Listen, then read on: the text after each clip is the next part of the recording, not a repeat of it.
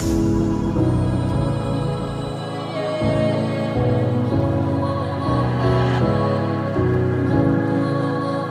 Friends, എല്ലാവർക്കും രാജ്കരുൺ ക്രിയേഷൻസിൻ്റെ പുതിയൊരു വീഡിയോയിലേക്ക് സ്വാഗതം. ഈ ക്രിസ്മസ് കാലമായതുകൊണ്ട് ഒരു സാന്താക്ലോസിനെ ഒരു ബോട്ടിലിനകത്ത് എങ്ങനെ ഉണ്ടാക്കാം എന്നതാണ് ഈ വീഡിയോയിലൂടെ കാണിച്ചു തരുന്നത്. നമുക്ക് അതിനായി വീഡിയോ കാണാം. ആദ്യമായി നമുക്ക് ഒരു സാന്താക്ലോസിൻ്റെ പിക്ചർ എടുത്ത് ഒരു ഡ്രോയിങ് ഷീറ്റിൽ വരച്ചെടുക്കാം. ഇതിൻ്റെ ഇമേജ് നമുക്ക് ഗൂഗിൾ സെർച്ച് ചെയ്താൽ കിട്ടും, അല്ലെങ്കിൽ നമുക്കിതുപോലെ വരച്ചെടുക്കാം. ഇത് വരച്ചെടുത്തതിന് ശേഷം ഇത് കട്ട് ചെയ്തെടുക്കണം.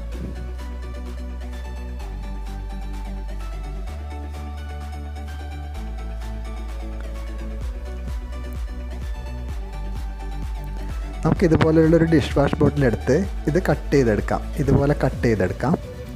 അതിനുശേഷം നമുക്ക് ആ പിക്ചർ വരച്ചെടുത്ത ഇമേജ് ഇതുപോലെ ഒരു കട്ടിയുള്ള പേപ്പറിൽ ഒട്ടിച്ചെടുക്കാം.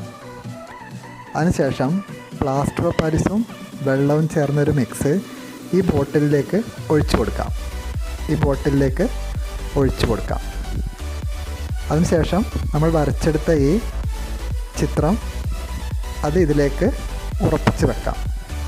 ഇതുപോലെ ഉറപ്പിച്ച് നിർത്താം. അതിനുശേഷം അത് ഡ്രൈ ആയതിനു ശേഷം നമുക്ക് ചെറിയ ഡെക്കറേഷൻ വർക്ക് ചെയ്യാം. ഡ്രൈ ആയതിനു ശേഷം നമുക്ക് കുറച്ച് ഡെക്കറേഷൻ വർക്കുണ്ട്. ഉപയോഗിക്കാത്ത മാലകളോ അല്ലെങ്കിൽ ലേസോ വെച്ച് നമുക്ക് ഇത് ഡെക്കറേഷൻ ചെയ്യാം. ഞാനിവിടെ ഒരു മാലയാണ് എടുത്തിട്ടുള്ളത്. ഇതുപോലെ ഈ മുറിച്ചെടുത്ത ആ ഷേപ്പിന് കണക്കായി ഇത് ഒട്ടിച്ചു കൊടുക്കുകയാണ് ചെയ്തത്.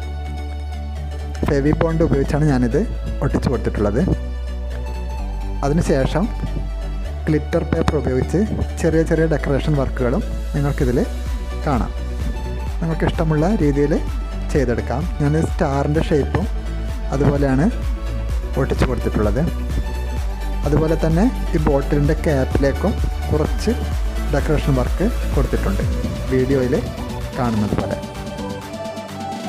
ഈ വീഡിയോ ഇഷ്ടമായാൽ തീർച്ചയായും ലൈക്ക് ചെയ്യണം. പിന്നെ സബ്സ്ക്രൈബ് ചെയ്യാതെ കാണുന്നവർ ഇത് സബ്സ്ക്രൈബ് ചെയ്ത് സപ്പോർട്ട് ചെയ്യണം.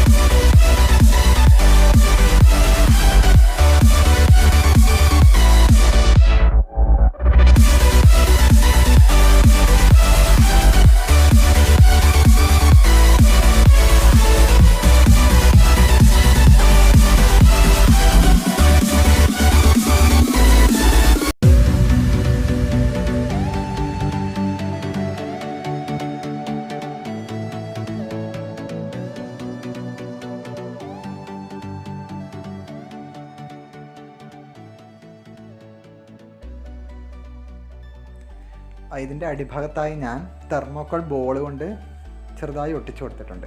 Thermocol round ball.